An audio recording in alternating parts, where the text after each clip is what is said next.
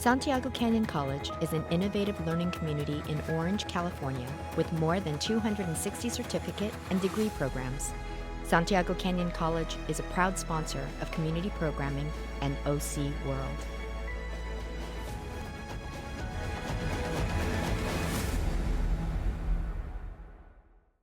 OC World is made possible by the generous contributions of Marisla Foundation, Keith and Judy Swain Family Foundation, Wells Fargo Bank, the University of California, Irvine, Orange County Community Foundation, Farmers and Merchants Bank, and viewers like you. Thank you.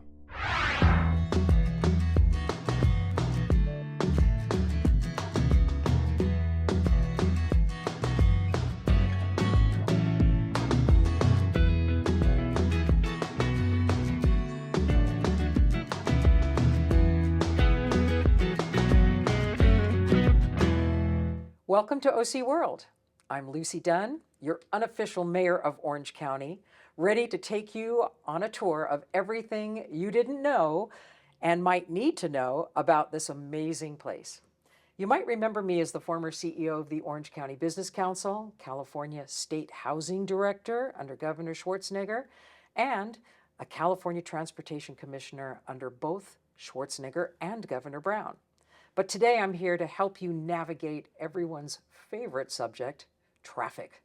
But don't hit the brakes just yet, because we've got a fantastic guest in Daryl Johnson, our CEO of the Orange County Transportation Authority, here to steer us through today. OCTA is the mastermind and master planner behind all things mobility in our county. Whether it's freeways, roads, buses, bike lanes, sidewalks, or trains, OCTA is in the driver's seat, making sure you can get to where you need to go, no matter which way you choose to travel. So, how can we make our commute less of a drag? How can we get our kids to school on time? And just how do those Amazon packages show up at our door overnight? Well, we're going to also take a peek into the future of transportation, from self-driving cars to light rail, express lanes, and of course the ever-important San Clemente rail tracks we've heard in the news. With over a decade of experience leading OCTA, Daryl's the perfect pilot for our journey. So buckle up and let's dive in. Welcome, Daryl. So great to see you. Thanks, Lucy. Happy to be here. Very excited. That's great. Well, let's start with some of the basics. Why don't you just share a little bit about the main causes of traffic congestion in Orange County? Well, there would be no traffic if there were no people and no Right. jobs and no activity, right? But I true. think when we take a look at Orange County, we're a pretty dense place. We've got 3.2 million people packed into 400 square miles, Wow. and they're all trying to go someplace at the same time each day. So I think when we think about that and how do we move people, but how our land use patterns have developed, whether it's housing, whether it's schools, whether it's universities, whether it's shopping centers or in hospitals, and how our road network has been planned, and this idea that everybody's trying to get to the same place at the same time, it's just like if you're coming out of a big event and you're walking out of Angel Stadium, it's like everybody's trying to get to the same place at the same time, but there's no traffic when there's no game, right? So that's kind of the big challenge, is how do we plan and deal with traffic at those peak times when everybody wants to go the same place at the same time. That's a great point. And you raised a very interesting issue with regard to how much population we have here. People perceive us to be suburbia, to be the bedroom community of LA. Can you talk a little bit about debunking that myth? Absolutely. I think people do think of we're the suburban bedroom community of Los Angeles, and I think nothing could be further from the truth. So a couple of things I think are really important. One is we added 700,000 people to our county in the 1990s. That's the size of two San Jose's coming into Orange County. But if we take a look at the center of the county, think about Santa Ana, it's the second most dense place in California behind San Francisco. No one would pass that quiz, right, in terms of how many people live there, and we keep building more. And when we think about where the jobs are at, the jobs are now in Orange County. And if we rewound the tape 20 years, 30 years, or even 15 years, people were living in Orange County and making that drive or that commute to Los Angeles, we now know that more people are living in Los Angeles County and coming to jobs in Orange County. And that's really flipped this transportation or traffic dynamic on its head. Wow, that makes LA our bedroom community, right? Yeah, I call In them many our biggest suburb, you know, so it's, well, you know, It's we think true. about, you know, whether it's the Interstate 5 or whether it's Yeah. Interstate 405, Yeah. traffic's not directional the way we might have thought about it, you know, 2 decades ago. So that forces us to think a little bit differently too. And that's a good part of us bringing good jobs to Orange County. People want to live here, they want to work here, but we're moving through this big mega region, and when we're one part of this super big mega region of 20 million people trying to do all these different things each and every day. And we're a part of that, a big part of that. That's great. So it's an interesting comment that you make too, that we're part of a region. We just, you know, the walls don't come up and down every day in Orange County. So what would you think, how would you, what are some of the ideas on how to reduce that congestion, how to increase our traffic, our flow? Well, I think if you take a look at, we know in Orange County, we have this really well-developed freeway system. It's worldwide, I think people know about the Orange County freeway system, the carpool lanes, but we also have this really great arterial or street system. And when we look at what's kind of happening on the system, Yeah. half of our daily traffic is on the freeway system, and the other half's on the roadway network. And those two things together work really well. But that roadway network doesn't really well connect regions, so people are forced onto the freeway system. We haven't done a great job of getting people and jobs into central locations. So 30 years ago, the 5 counties as a region came together and built the Metrolink system. And it does a good job, but it doesn't do a great job. It needs to do a better job of getting people to where they need to be. And we're working on that to try to get more trains, different times of the day, late nights, weekends, et cetera. But I think giving people options is really critical. And also thinking about where we site housing and where we site jobs and how those two things work together. I think we can do a better job of working broadly together on that, and particularly with the focus on transportation. One thing that I'll complain about, I don't know if it's a complaint, but a lot of times the land use ideas get decided before the transportation folks are brought in. Right. You know, if we were brought in early and we could help talk about how this works, and we're getting better at that, Right. but that didn't happen over previous decades. Yes. But going forward, I think we're getting better at it, but right now we're sort of, the transportation world is trying to fix things that we weren't involved in the decision making on. Land Yes. use patterns, housing, businesses, schools, locations, things of that nature. It is interesting that the OCTA is now in the business of having to think about housing and jobs location, not just roads and freeways and transit. Isn't that fascinating? It is fascinating. I think the days of just thinking about transportation as a standalone Yeah. thing by itself are over, and it's probably too long to get there. Now, I would still argue that we need to make sure that we're focused on mobility, we're focused on good projects and programs to move people, goods, and services as a primary function. But this idea that we have to think about land use patterns, we have to think about how housing is being developed as part of the transportation infrastructure, and we should do it together. And we've moved a lot in our transportation policy arena, in our planning, over the last 2 decades. And I think particularly in California, we've been thinking more about that than maybe some other places. So this is fascinating to me, because I wanted to find out from you if you could think of any good examples of that master planning in our history. We don't have a lot of open space that somebody can just say, white piece of paper, let's plan our roads and our housing in one place anymore. But I think of Rancho Mission Viejo, I think of the master plan the Irvine put together for the city of Irvine. Are those kind of the examples that you're thinking about? Yeah, I think maybe a couple of examples, Yeah. maybe a sort of an example in the past and one that's kind of happening now. I think Irvine is a great example of planning the roadway network Right. as it was planning its housing and development. Now, one of the challenges with that people moved in early and like, wow, there's all these great big roads, there's all these great big sidewalks and parks, and nobody's on them. And then as the housing came in, that was planned, and the people came in, they go, oh my gosh, people are on my road now. So I think that's a good plan. Rancho Mission Viejo in South Orange County is another one. The Tustin Ranch development, which early conversation showed single-family houses closer to the train station, the Metrolink station. Through a conversation with the city and the developer, we've sort of helped them adjust that and put sort of more density around the train station. Something I'm excited about right now about this issue is we're building OC streetcar.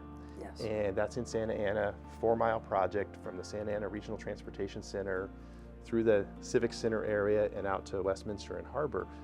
But on the land use side, the city of Santa Ana, more than a decade ago, changed their zoning and did a transit overlay zone. So before the project was ever under construction, they thought about zoning, about how do we get multifamily housing? How do we get different densities? And if you and I were to take a tour of that project today, we'll show you all the rail stuff. Right. But what's more interesting is what's happening to the land use around there. And that's because the city had the forethought to think about changing the zoning in advance of the project coming. And I think that's going to be a really interesting project and development and really changing that area going forward. So let's talk a little bit more about that, because it's one of the things in Orange County is we love our cars. And most of us are traveling to work and to school in that car. But we don't have a BART system, we don't have a subway system. But that light rail in Santa Ana is sort of the first foray into us looking at public transportation options in a different way. Is that a fair statement? I think it's absolutely fair. Look, we have 3.2 million people in our county, and we have 1.6 million registered vehicles. Yes. It's a lot. That's a lot. That's a lot. So we do love our cars. Right. But I think when you give people options to think differently and move differently, it might take a little while to get there, but they will adapt over time. And I'm pretty excited about the streetcar project, light rail project. It's electric, it's clean, it's zero emissions. It's connecting on one side, the heavy rail, Amtrak and Metrolink that can get you to San Diego, to Los Angeles. In the middle, the Civic Center area, a lot of people don't know this, but outside of Disneyland, that's the single largest employment center in Orange County, is right there. Ah, interesting. And then getting out to Harbor Boulevard, that's where our busiest bus routes are. Yeah. So this idea of giving it a try, if you will, I think people are maybe a little skeptical, like, I don't know how to use it. What's it going to be? Right. But I think when they see that and they understand how it can change their day and how they can leave the car behind and have that reliability, it's going to run from 6 in the morning to midnight every 10 minutes. You don't need a schedule. You just stand there. Within 10 minutes, a train's going to show up and get you from the train station at Santa Ana Regional Transportation Center or your neighborhood into the downtown. So I think there's a lot of excitement there.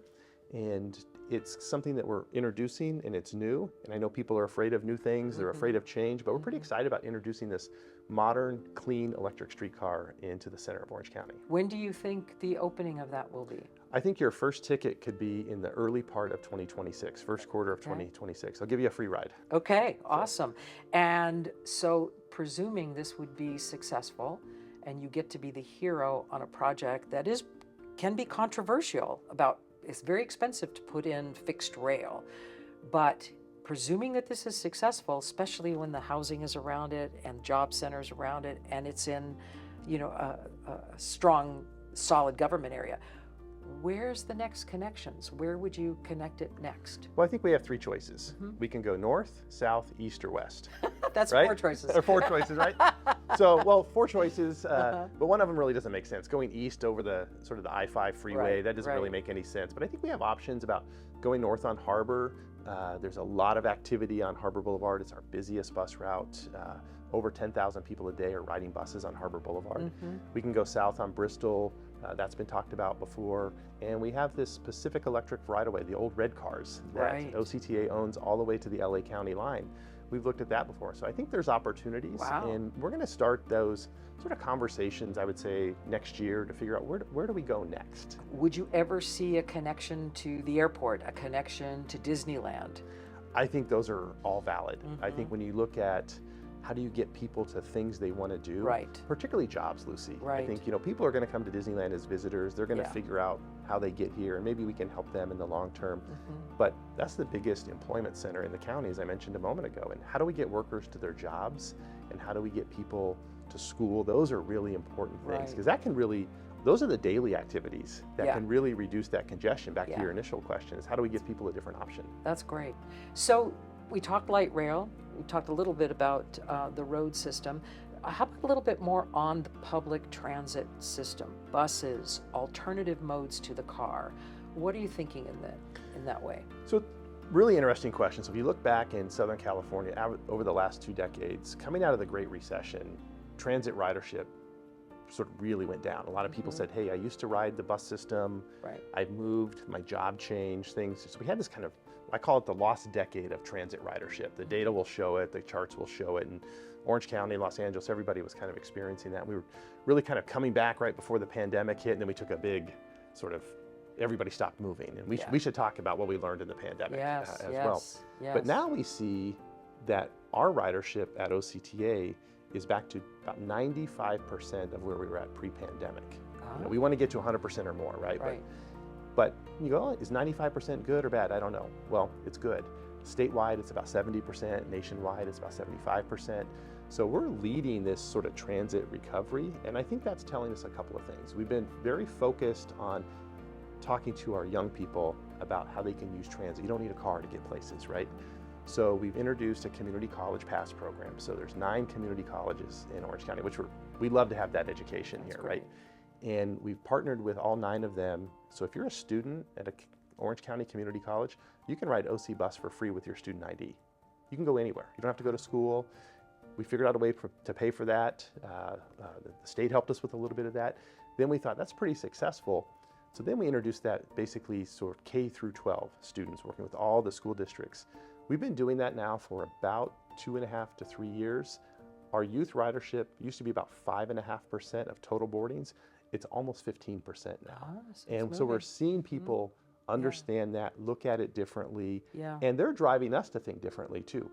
New buses are coming with USB charging ports, coming with Wi-Fi, thinking differently about how we can attract that. So I think if we make something that is usable to people and show them how to use it, give them the opportunity, then they're our best spokesperson for that. So we're seeing really good ridership return. We have plans to add more bus service this year. Ridership demand is starting to outpace some of our available seats, if you will. Wow. And we're not only just seeing it in the core of the county, which is where we've always had pretty strong ridership, sort of building out a little bit to that next sort of ring, and we're seeing, again, youth ridership up, and I take those as positive signs. That's great.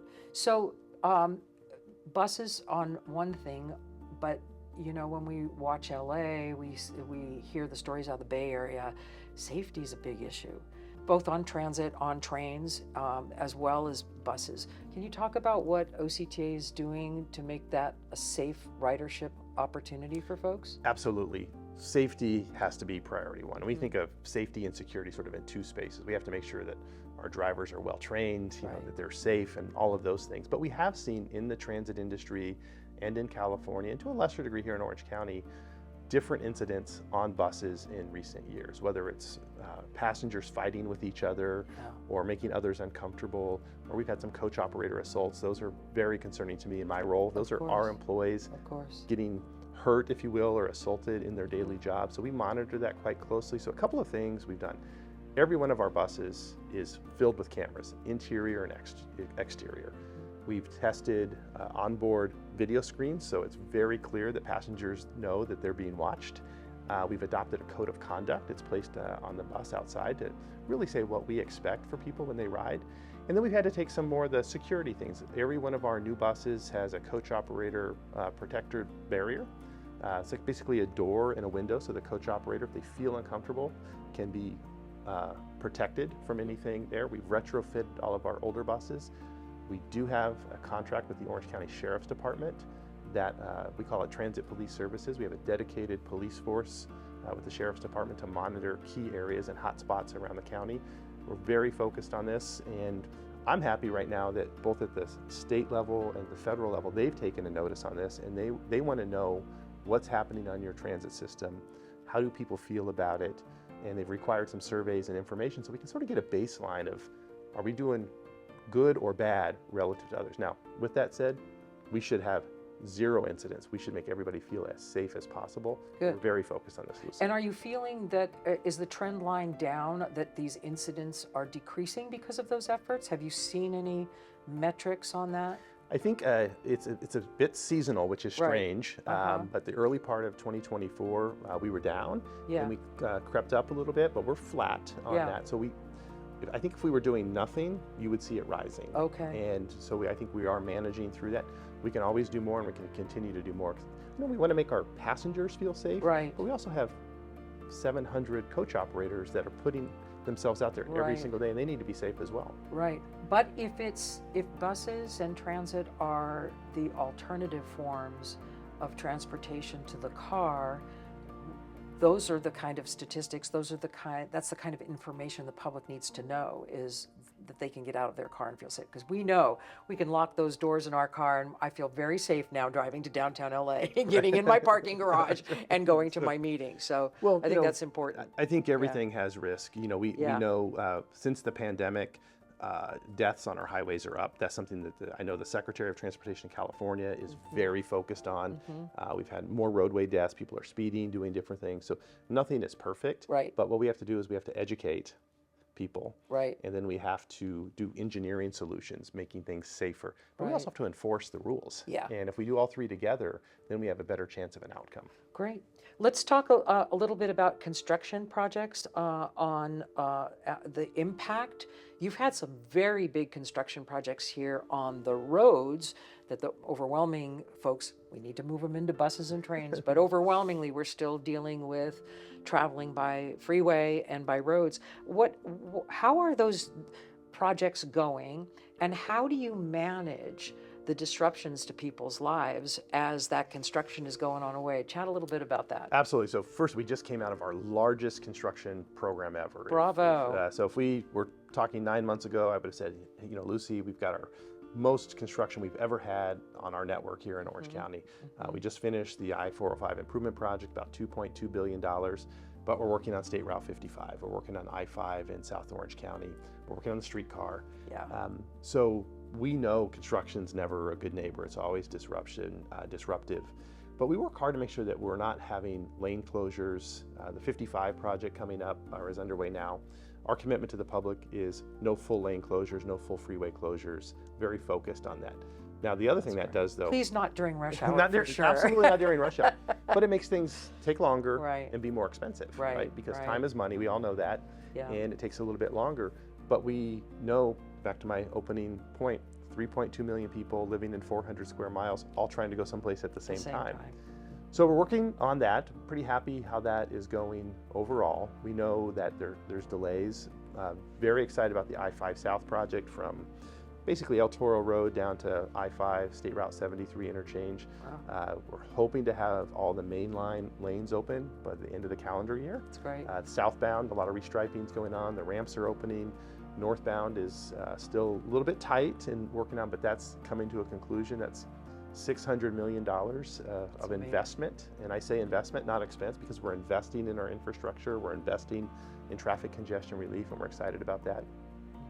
But at the same time, communicating to the public is key.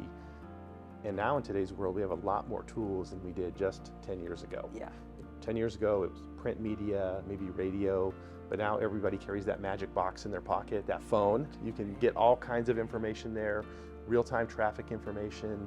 You can do virtual public meetings, and I think that's actually helping. We're seeing people interact differently in how they approach a construction zone and plan their trips differently. So folks can reach out to OCTA if they have an issue and impact, maybe help a decision in real time, but also in part of long-range planning. Can you talk about public interaction with us? Absolutely. So Yeah. on any project, you can always go to our website or our Facebook page. But the website's going to have the information about the project. It's going to have a picture of who you can talk to. Yeah. You can call them. It's going to have a real phone That's great. number, and it's going to have a real email address. We put you in touch with real people, and you can give us your thoughts. We can get back to you. We can talk about that. And we want to hear that. And you can subscribe to newsletters. We're populating things like Apple Maps and Waze with real-time closure information and detour information. That's a tool we didn't have Wow. 5 or 6 years ago, and it's there today. So everyone should get that OCTA app for their phone. OCTA app, or go to the website, Or go to the subscribe. website. Subscribe. Uh-huh. Follow us on social media, Instagram and Facebook are the two big ones that we see a lot of activity on. Right. But get engaged. If Yeah. you're interested in the State Route 55 project, you can follow that one, and we're not going to bug you with the I-5 South project, Yeah. or vice versa. Oh, that's great. So That's you great. can customize what you want in terms of your information. Give us a little bit of an update on what's happening I know you're a rail man. I mean, you came out of Amtrak, and here now you're in the middle of the freeway culture. So I know your love of our rail system, but this is testing your, I guess, patience and creativity with the San Clemente tracks that have, with erosion, have been impacting our train service from San Diego all the way up. So chat a little bit about that. You know, I spent the first decade of my career in rail. Yeah. And we still work with rail here, right? Right, So right. the tracks that you're talking about, San Diego to Los Angeles, 42 miles in Orange County, are owned by OCTA now. Yeah. They were built in the 1880s. So there's been an Wow. active passenger and freight line for 140 years. But in the last 30 years, there's things been chipping away at the stability of that rail line. But most notably, really since 2017, we've seen significant sand and beach erosion. And that's been very accelerated through south swells, a couple of small hurricanes, I will say, off the coast. And we've developed, if you know San Clemente, and I know our viewers do, there's no sort of just open space. There's development on top of the bluffs, Yeah. and those bluffs are slipping and falling, and we have the beach eroding at the same time. OCTA is absolutely committed to doing our part to stabilize those locations. We're talking about investing in sand nourishment along the entire 7 miles in San Clemente. We're stabilizing the railroad. It's going to be a mixture of hard scape like rocks and revetment yes. along with sand. We've absolutely committed to sand. We've heard the public, but at the same time, permitting Ugh. is really It's not an easy thing process. in California. and we fully respect the role of the California Coastal Commission and the United States Army Corps of Engineers, which has jurisdiction. Both the feds and the state. State and the feds, and we're actively pursuing how can we streamline permitting to bring in sand and nourish that beaches and match that with rocks and some walls to make sure that we're really trying to do, our core focus is to stabilize the rail line. About 8.5 million people a year travel between San Diego and LA on Right. the various services. And they're not on the freeway. And they're not on the freeway. When they're exactly right. on the train. Yeah, yeah. Think about another 8 million people on the I-5. That's a problem. Right. That's a challenge. Yeah. But at the same time, back to one of our earlier conversations, we don't have the luxury of just thinking about transportation in a silo or in a vacuum. So we know if we can work with our partners, the city, the Coastal Commission, the Army Corps of Engineers, the County of Orange, and other private stakeholders, I would call it, we can do things that nourish the beach, stabilize the tracks. We can have sand, we can have rock revetment, we can have catchment walls on the inland side, and if we can stabilize the rail corridor, have an accessible beach, the term of lateral access, which really means can I walk up and down the beach, Yeah. right? Yeah. And then also there's development, homes, businesses on the Right inland there. side. If we can work together to make Right. investments that help all three things, we think we can do that.